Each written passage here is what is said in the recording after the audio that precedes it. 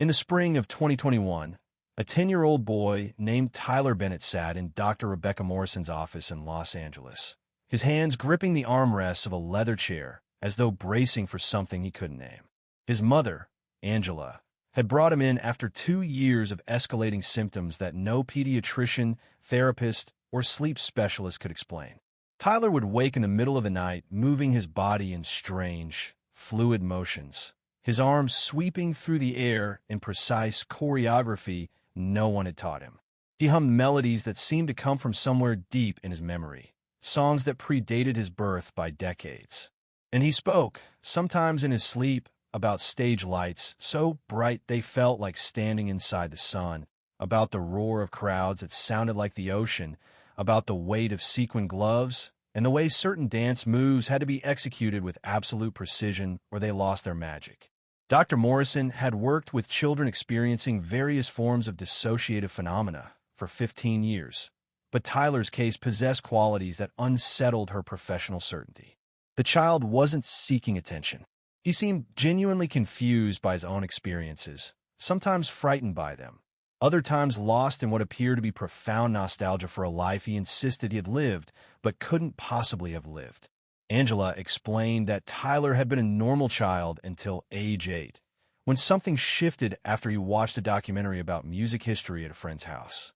Since then, he had become increasingly withdrawn, spending hours alone in his room, moving to music only he could hear, covering his bedroom walls with images he drew of concert stages and vast audiences, writing lyrics in notebooks he kept hidden under his mattress. The regression session wasn't Dr. Morrison's first choice. She had spent months trying conventional approaches, cognitive behavioral therapy, play therapy, art therapy, all yielding limited results. Tyler's distress wasn't diminishing. If anything, it was intensifying as he approached adolescence, as though whatever memories or experiences were surfacing in his consciousness were demanding acknowledgement. Angela signed the consent forms with trembling hands.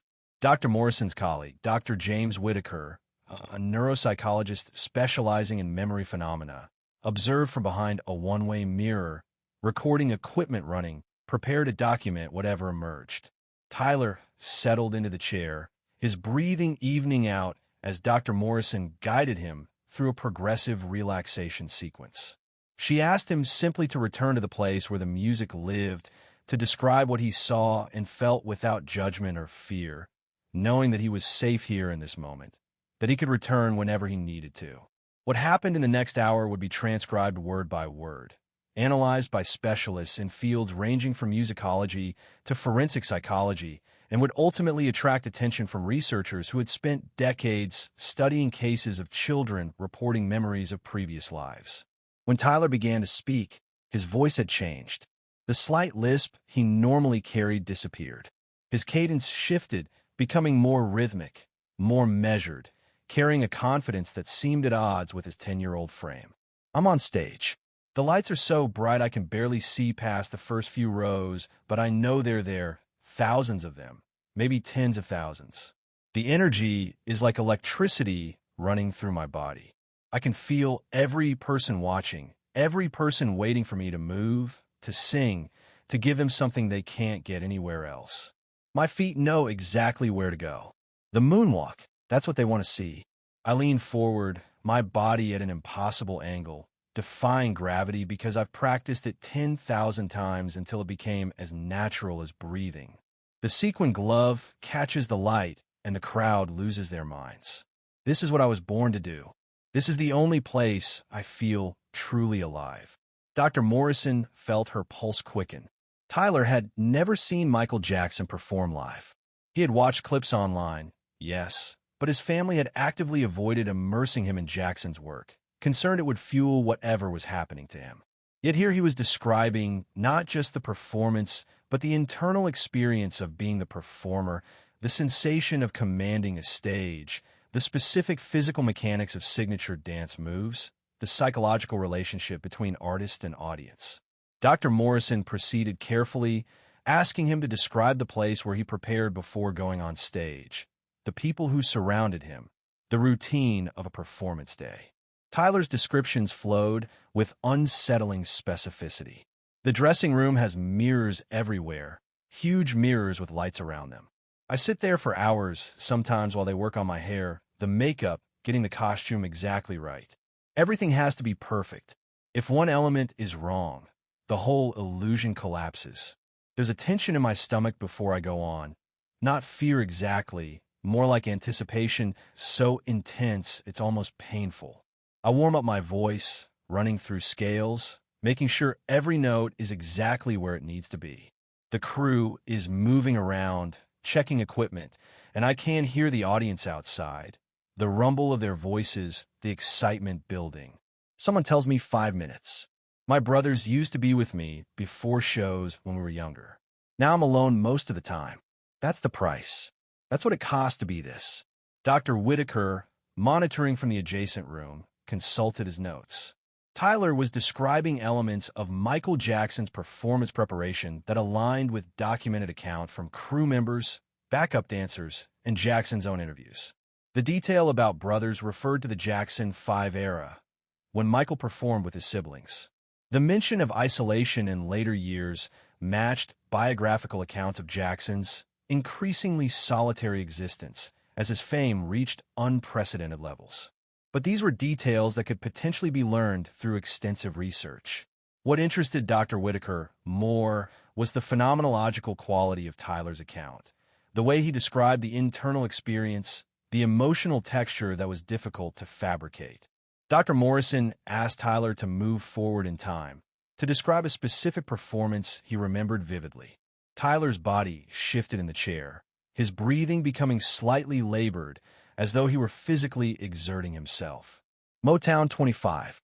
I'm wearing the black sequin jacket, the white glove, the black pants. They're just the right length to show the white socks. This is the night. This is when I show them something they've never seen before. I've been planning it, practicing it, perfecting it. The moonwalk. When I do it, when I glide backward across that stage like I'm defying the laws of physics, I can feel the exact moment the audience realizes what they're witnessing. Time stops. Everything stops. And then the explosion of response, the screaming, the disbelief. I know, in that moment, I've created something that will outlive me. That performance will be watched for decades. People will try to copy it, but they won't capture it because they won't have what I have, this obsessive need for perfection, this willingness to sacrifice everything for the art. The Motown 25 performance in 1983, where Michael Jackson first performed the moonwalk publicly, is considered one of the most iconic moments in television history. Tyler was born in 2011, 28 years after that performance. Yet he was describing it not as someone who had watched footage, but as someone who had lived it, who had felt the physical sensation of executing those moves, who had experienced the psychological impact of creating cultural history in real time. Dr. Morrison pressed further, asking about the period after the performance, about what happened when the lights went down and the audience went home. Tyler's expression darkened, his voice becoming quieter, more strained. That's when the loneliness comes back. Everyone wants Michael Jackson, but nobody wants Michael. They want the performance, the image, the illusion. I built this thing, this persona, and now I'm trapped inside it.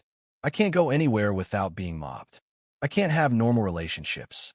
I can't trust anyone because everyone wants something from me. The only peace I get is at Neverland, in my private space where I can just be myself, where I can be with the animals, with people who don't judge, who don't want anything except to exist in the moment. But even there, people misunderstand. They create narratives. They can't conceive of innocence, of wanting to recapture something that was stolen from me. A childhood I never got to have because I was working from age 5, performing, being critiqued, being told I wasn't good enough, wasn't pretty enough, needed a change. The mention of Neverland Ranch, Jackson's famous estate, and the allusion to his controversial relationships and his own traumatic childhood demonstrated knowledge that extended beyond performance footage into biographical territory. But again, these were elements accessible through documentaries, books, and media coverage. What struck Dr. Morrison was the emotional authenticity, the sense of genuine pain and confusion that Tyler expressed. The child appeared to be processing complex feelings about fame, identity, and the cost of artistic obsession, feelings that seemed disproportionate to his young life. Angela Bennett had documented Tyler's behaviors meticulously over the 2 years since symptoms began.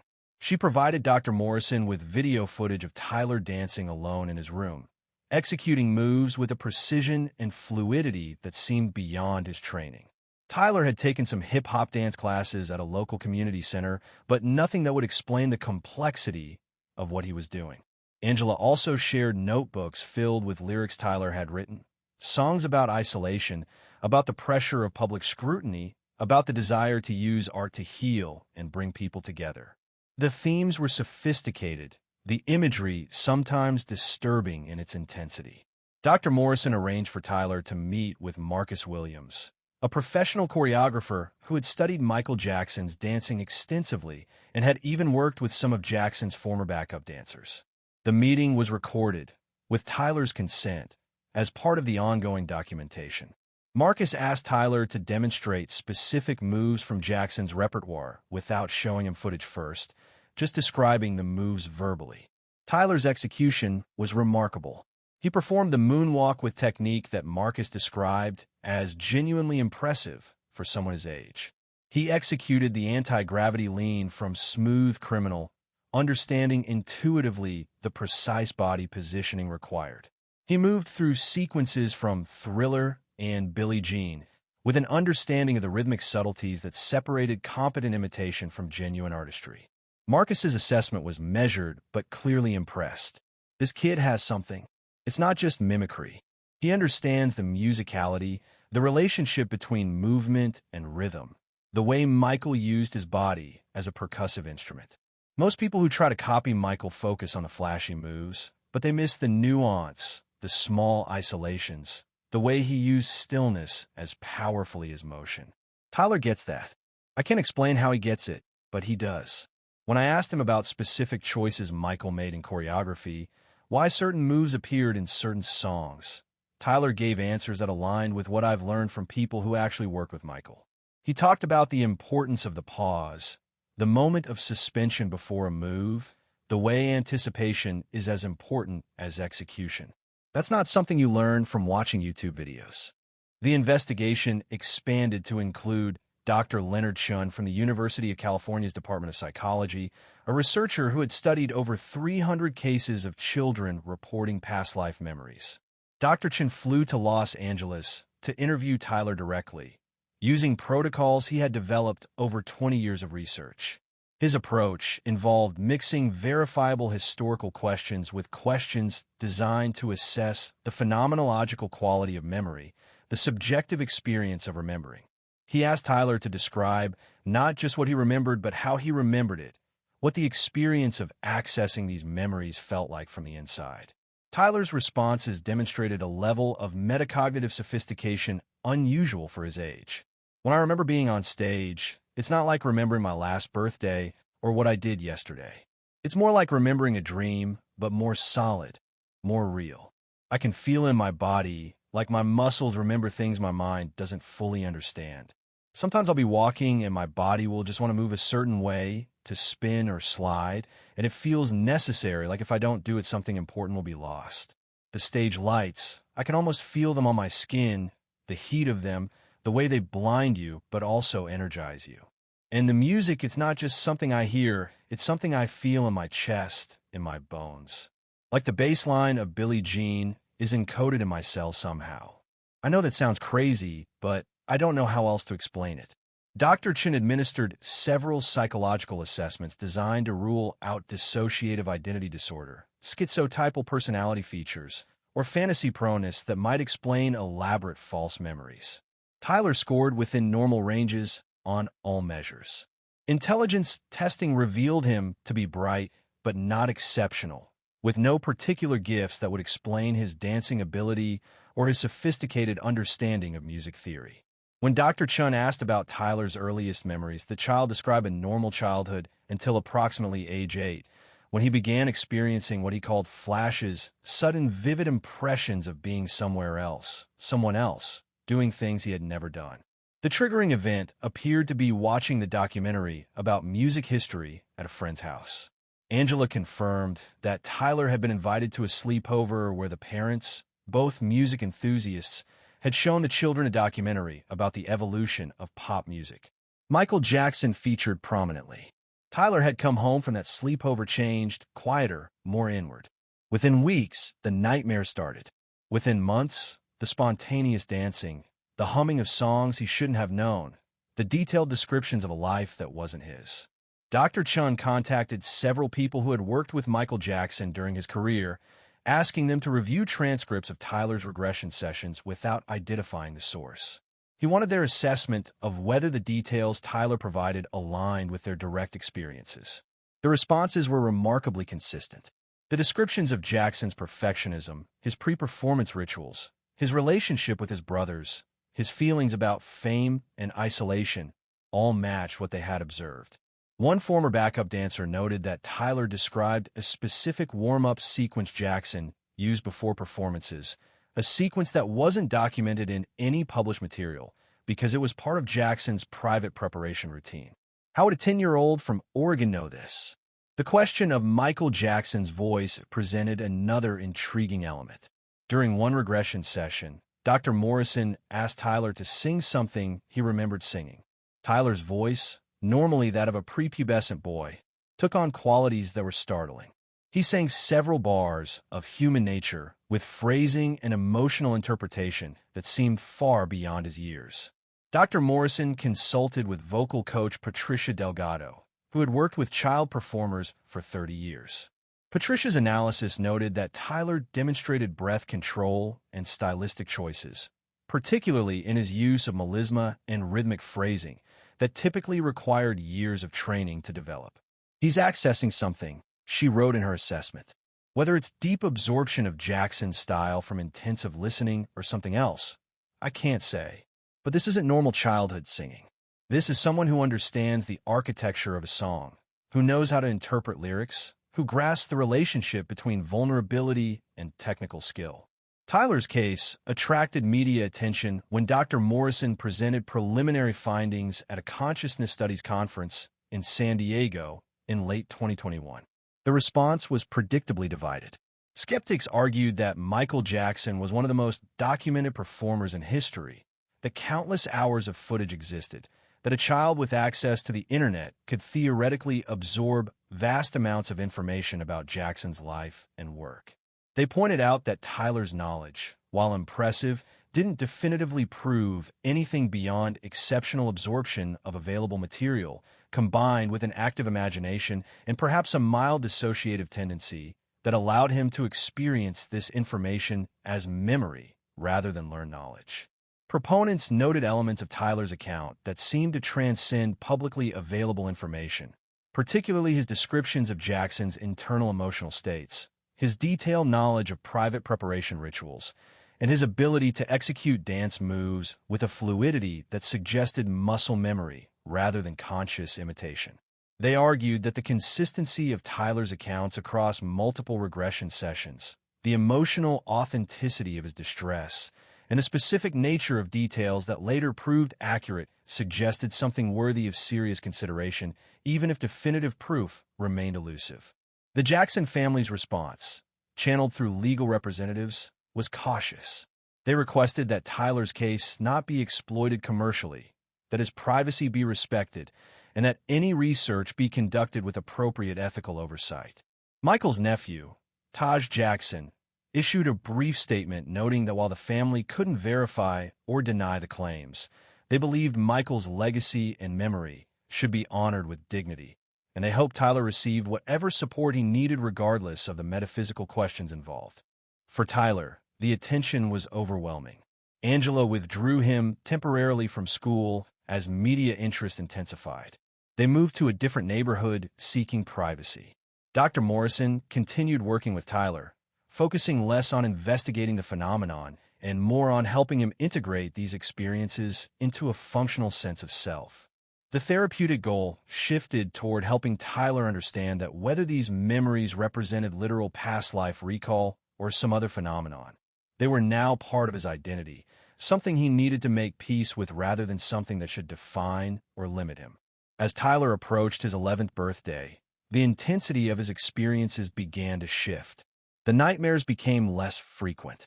The compulsive dancing moderated, though his love of music and movement remained. He started talking about the memories with more distance, describing them as something that had happened to him rather than something he was actively experiencing. Dr. Chun noted this pattern was consistent with other past life memory cases he had studied, where children's reported memories typically faded as they developed stronger connections to their current life and identity. But something remained. Tyler retained his exceptional dancing ability. He continued writing songs with themes of isolation, artistic obsession, and the cost of fame that seemed sophisticated beyond his years.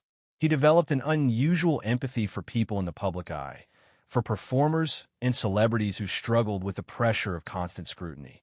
And he carried a particular sadness when he talked about Michael Jackson, a sense of unfinished business, of a life that had been simultaneously extraordinary and tragic, filled with unprecedented creative achievement and profound personal suffering. Dr. Morrison's final case report, published in the Journal of Consciousness Studies in 2022, concluded with these observations. Tyler's case resists simple explanation. The breadth of his knowledge, the authenticity of his emotional responses, and the consistency of his accounts across multiple sessions suggest an experience that was, for him, genuinely real. Whether this represents actual memory of a previous life, some form of extraordinary identification, or absorption of another person's identity, a dissociative phenomenon that created the subjective experience of being someone else, or something we don't yet have adequate conceptual frameworks to understand, remains an open question. What seems clear is that Tyler experienced a profound connection to Michael Jackson's life, work, and inner world, a connection that transcended normal fan identification or imaginative play. This connection has shaped him, challenged him, and ultimately enriched his understanding of what it means to be human, to create art, and to struggle with the burden and gift of exceptional talent. Tyler today is a thoughtful young teenager who has chosen to pursue music and dance seriously while maintaining a private life away from media attention. He granted one interview for this investigation, speaking with unusual maturity about his journey. I don't know if I was Michael Jackson. I really don't.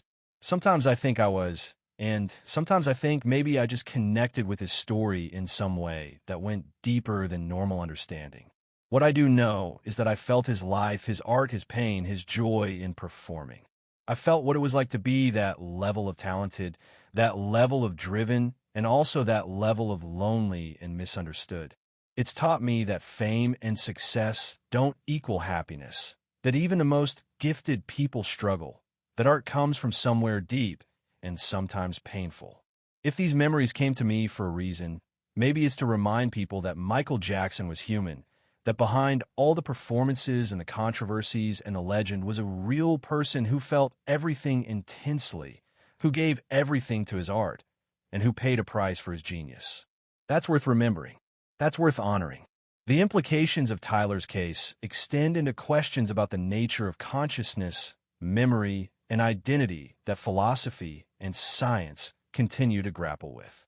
Whether consciousness is purely a product of individual brains or whether it might have dimensions that transcend individual lifetimes remains one of the deepest mysteries of human existence.